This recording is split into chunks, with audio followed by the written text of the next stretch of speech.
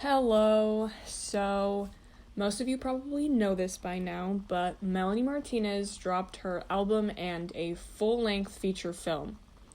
I think everyone was expecting a lot out of this movie, and oh boy, was it a disappointment.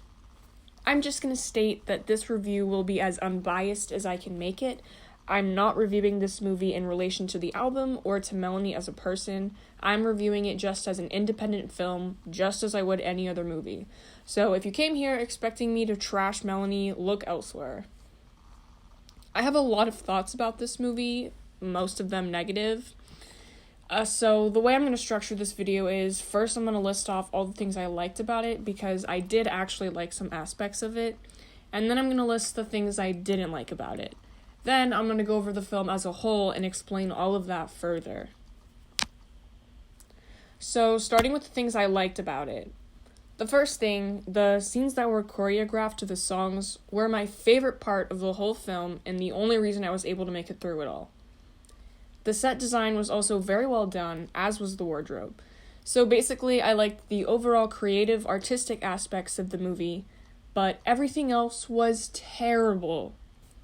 The other thing I guess I liked about it was the social issues that she tried to address.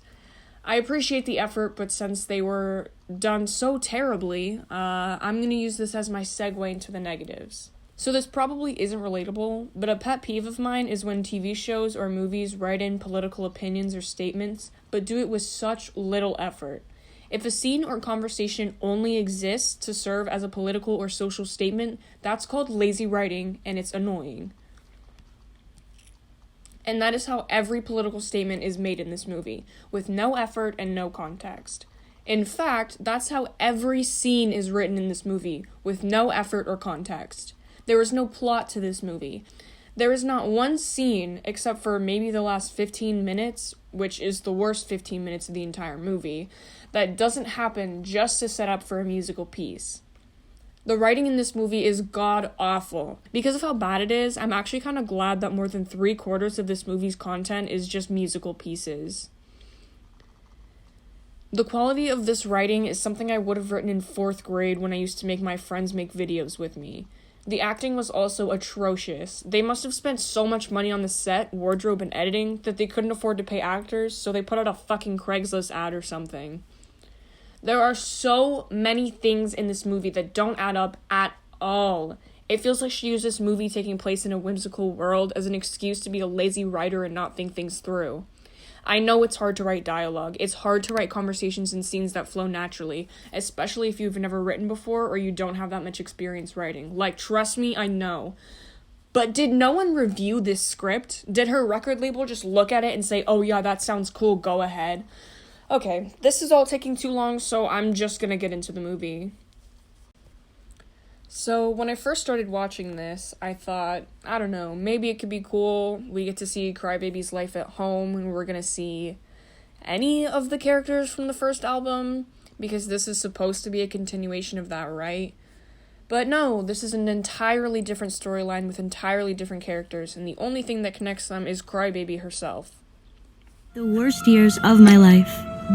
Ah yes, off to a world in which girls are to only wear pink dresses and boys blue pants. Well, I dyed my uniform and embroidered flowers on the sleeves.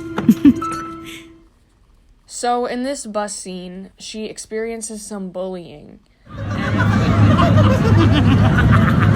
Seriously?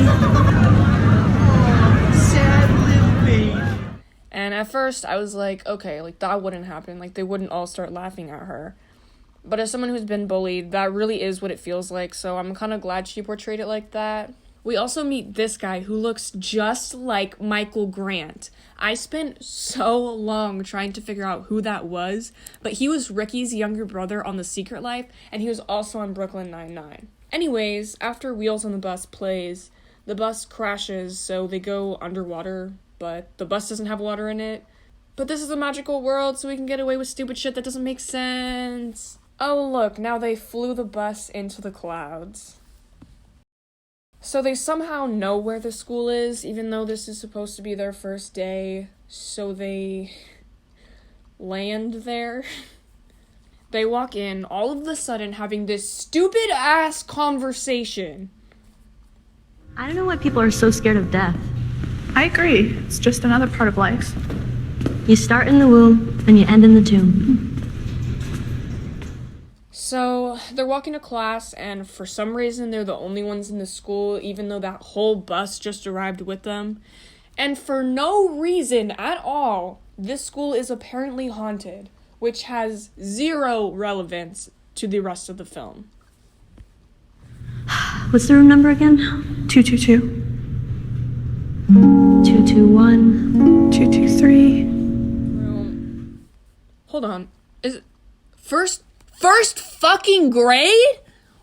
Why were they smoking weed on the bus? Why did they flash the bus driver? Why were Maya and Dan actually fucking on the bus? If they're in first grade, that makes this entire fucking movie terrible and disgusting. Oh my god.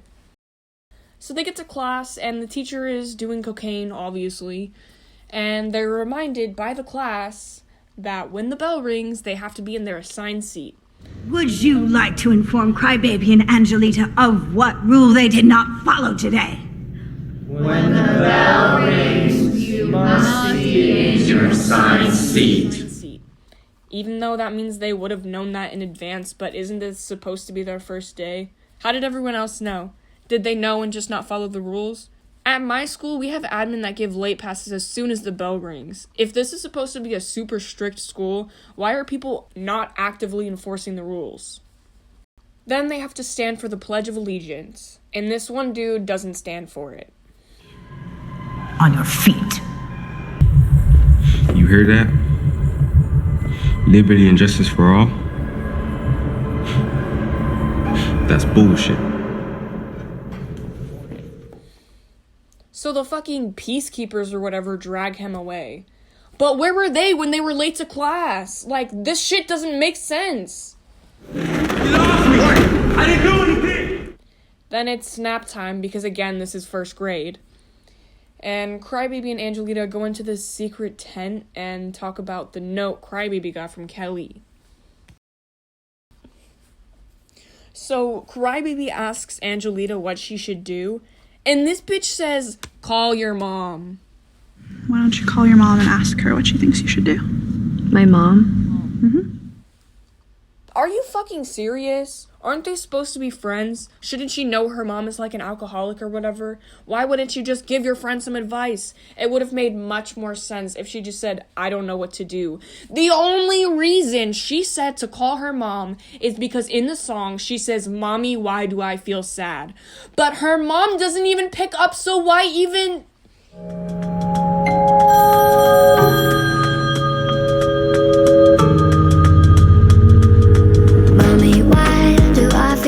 Should I give him away or feel this bad? No, no, no, don't you choke. Daddy John didn't go for it. Anyway, later, Kelly is just being a bitch, I guess. Like, it was embarrassing for everyone. And, like, I told her. I was trying to be helpful. I gave her advice. I was like, that's ugly. I just don't understand why you wouldn't take my advice. I give really good advice to people. And it's just a... Are you even listening to me?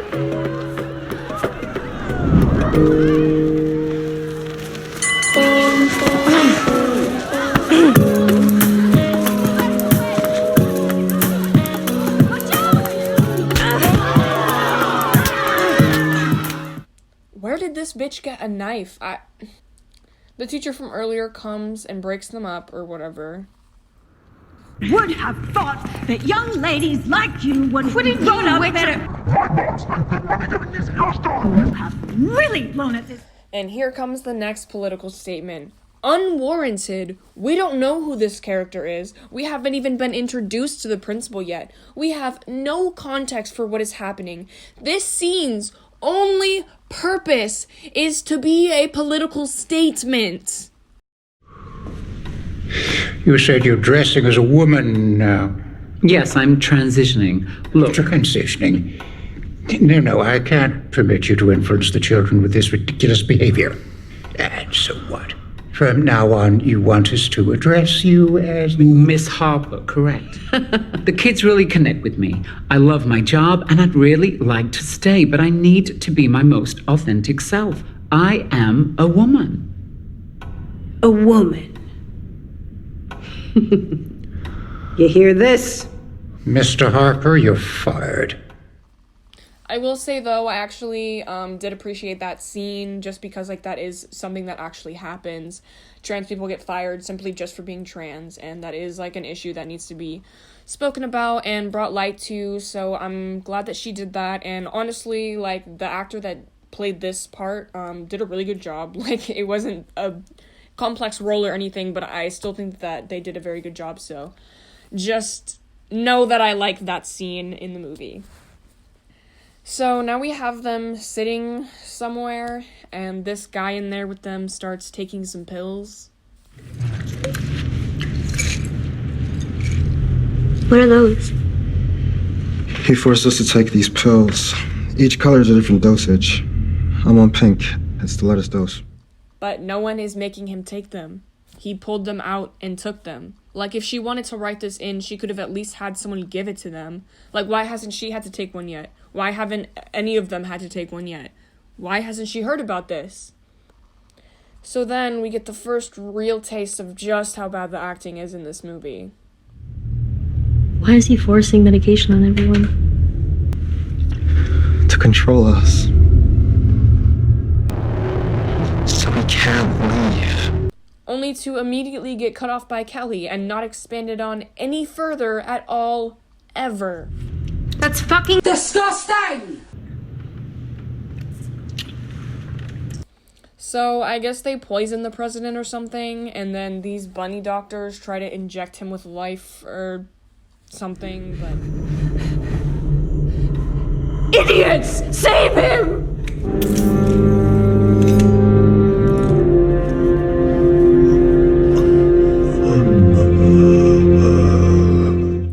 So then we get yet another scene with no setup or context, but the only reason it even happens is so another song can play, which again is the only reason that any scene in this movie happens.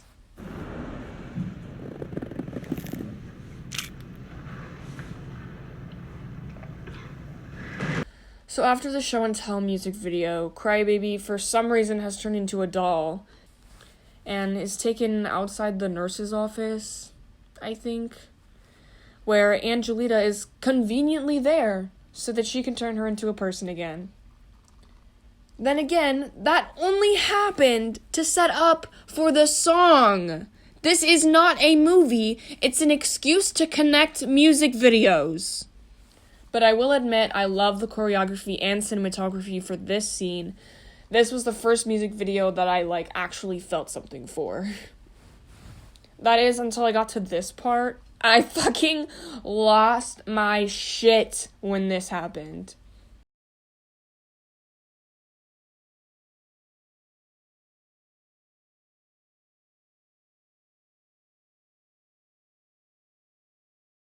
So they catch up to her, and their first question is... Wait, why are you leaving us here? We need to come with you. What about who the fuck are you? Where did you come from? How do you know who we are? How did you get here? What are you doing here? Any of that? No? Okay. Anyway, so Melanie wrote this script, and I know she wrote this shit in here, and I actually busted out laughing. Continue on and live your truth. Do not hold fear in your heart. Please, we don't want to die here. You've had many bodies before this, and you'll continue to have more. You're immortal. But we're exhausted. We don't want to feel this anymore. We must feel the physical pain of this world, because the only way that we can truly learn is through experience.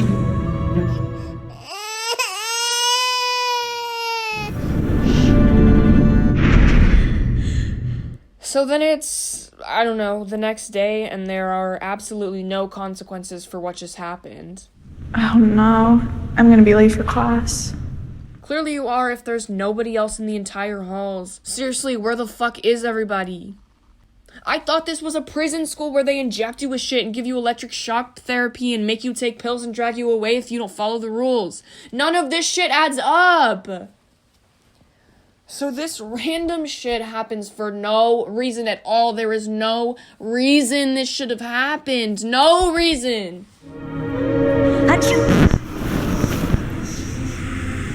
Hello.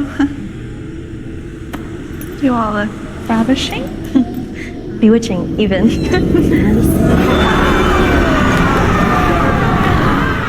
So Crybaby finally gets to class, which is, I guess, theater. Which brings us to our next political statement. Right, so about that. Is it possible to get assigned a different role? Maybe one that's not so domestic? Like a film director or the president of the United States? Harlot, perhaps? So this guy is just blatantly sexist because it gives her the opportunity to share her wisdom with us. What a joke. Your kind are too soft and too sensitive to handle a man's job. Having a larger capacity to feel and express emotion are one of the many qualities that make us superior to humankind.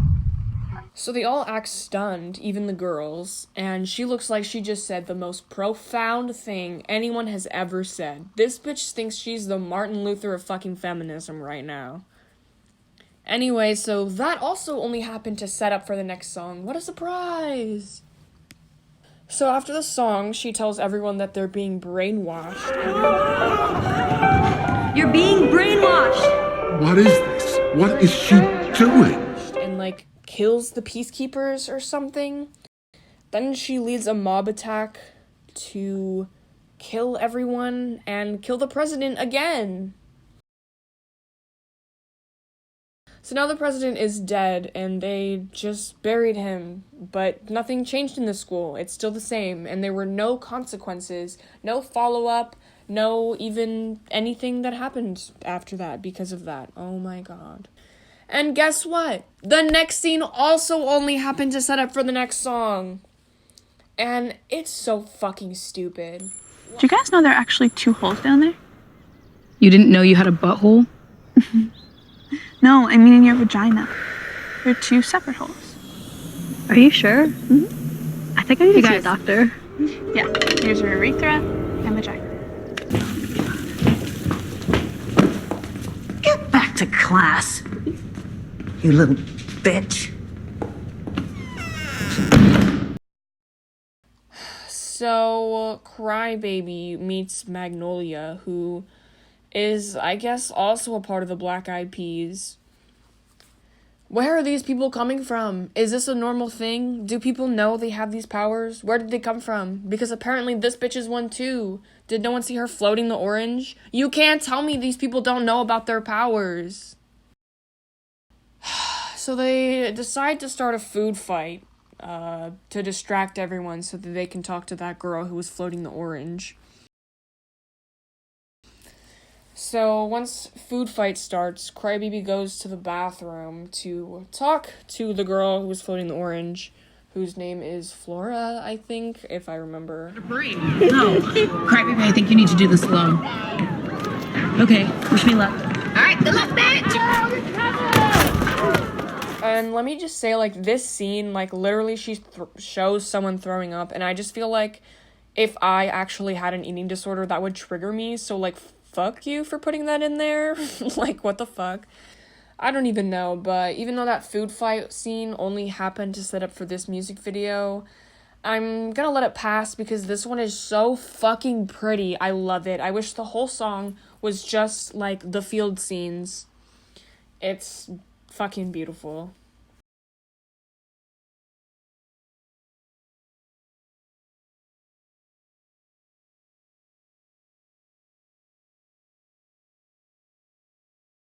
And then she tells her all of this stuff. They don't define us.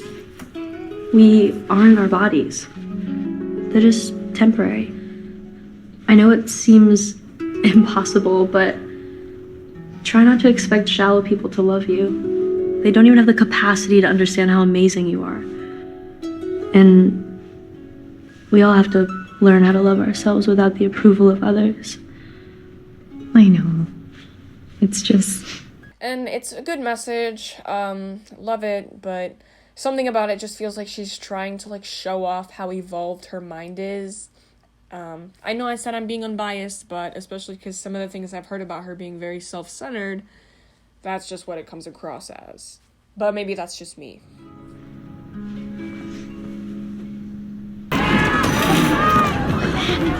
This is fair.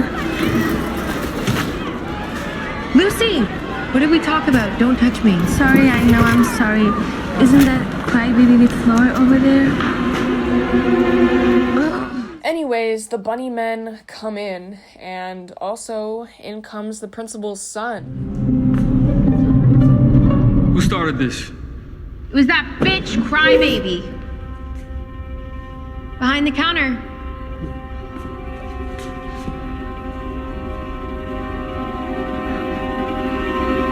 Which then leads us to the song Detention, which I also enjoy the music video for. Shut up! I can feel your blood pressure rise. Fuck this tension. Let me crawl up into your mind. Did I mention pretending everything's alright? Is the tension? Tension. Tension.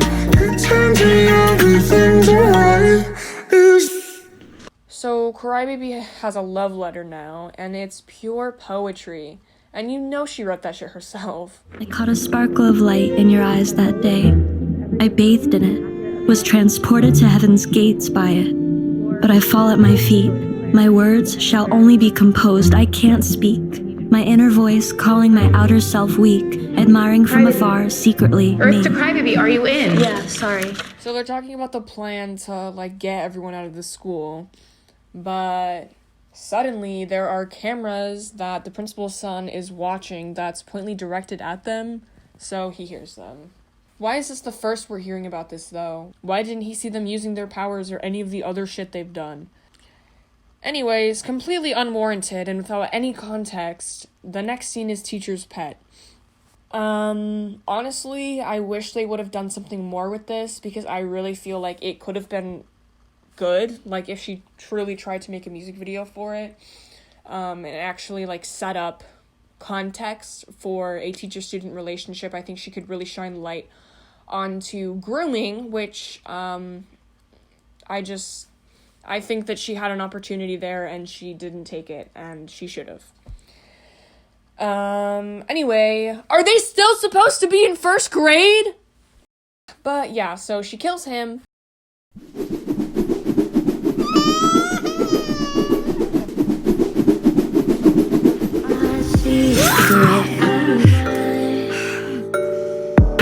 And then they smoke weed, even though, isn't this supposed to be a super strict, controlling school? Make it make sense! And for no reason, unprompted, High School Sweetheart starts playing. Which is really disappointing because, again, she had an opportunity to create a storyline around a song, and she chose not to.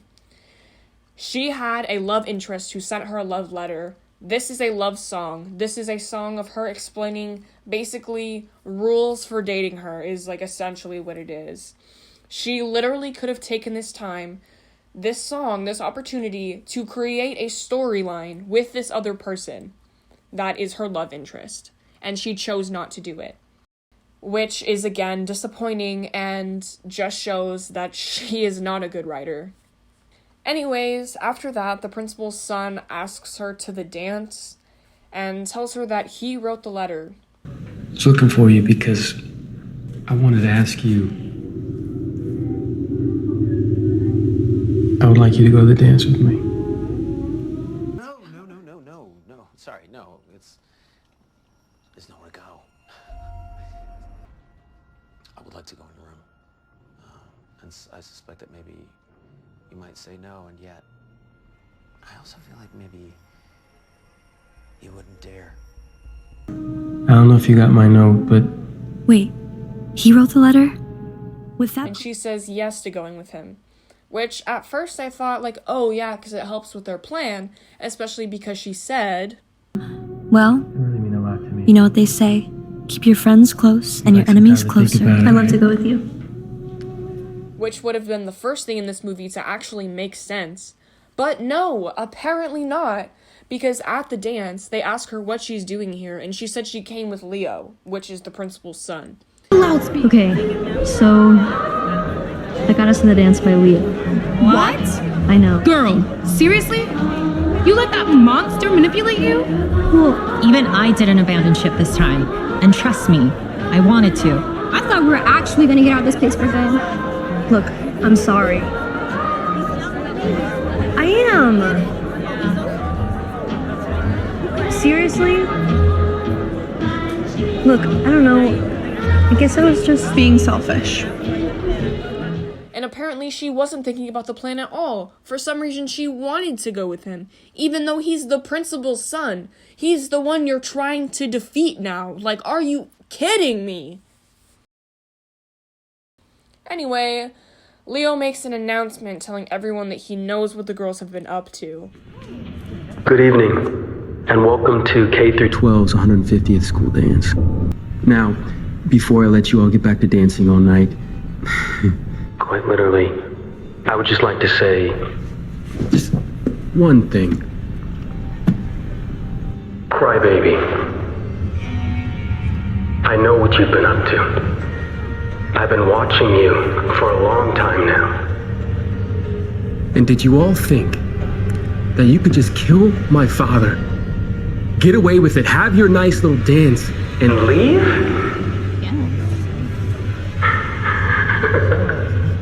Then recess plays, and they're forced to dance to it.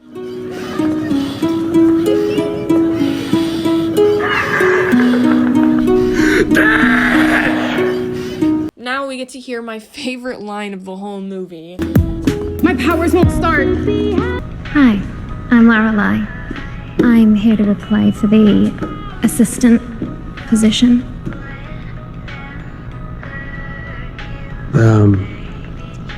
Yeah. The assistant position. So Crybaby shapeshifts into some girl to distract Leo and trap him into the closet.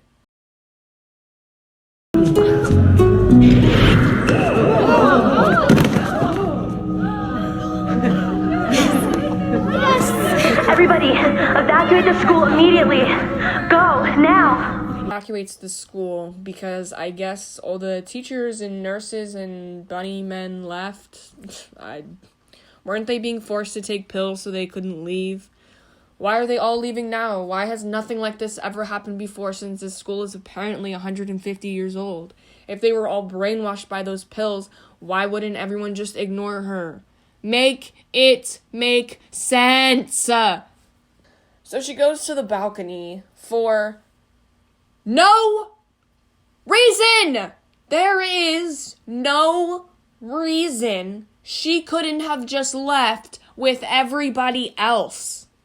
Anyways, she's on the balcony, and somehow this dude finds her because it's convenient to the script. So this dude, whose name is Ben, she really just went on whitebabynames.com and picked the top 10 names, didn't she? He reveals that he is also a part of Black Eyed Peas. Like, seriously, where are these people coming from? Where are their powers coming from? So she doesn't know what to do, even though just fucking leave with everyone else. So they decide to blow the school into a spit bubble, which is the absolute stupidest shit that they could have decided to do. Honestly, this was such mediocre acting and writing. Like, it wasn't terrible, honestly, like, I've seen worse. But it's so unbelievably mediocre, it almost makes it terrible. Do you know how to blow spit bubbles? What? What are you talking about? Why? We can trap the school. We can lift the school up in a bubble. Okay, let's try it. Are you ready? Yeah. No, I haven't really done this before, so I can't. Ben. Sorry. It's our only option. We have to try this, okay? You're right. So, I don't know why they only decided to have 2 of them blow the bubble thing, or why they didn't jump then blow the bubble while they were on the ground, or why they didn't just leave with fucking everyone else. We need to jump right now on the count of 3. If we jump, we'll die. If your death is irrational right now, then Either we die in a few minutes, or we attempt to live right now, okay? Now.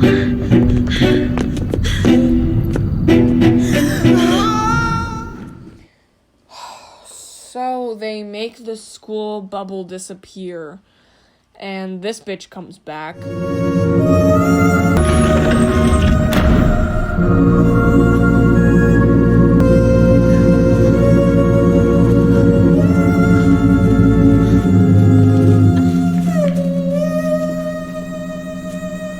Are you coming? My final thoughts basically are the movie overall was bad. The first time I watched it, I knew it was bad. The more I watched it, the worse it got. Lazy writing, bad acting, no plot. She had so many opportunities to do something with this movie and build storylines, and she didn't. It's very clear that she wrote the songs with a general idea of what she was going to have in the film, but then wrote the film around the songs when she should have done the opposite. I definitely won't watch this movie again. I don't recommend it unless you just like pretty things and you can ignore all of the things wrong with it.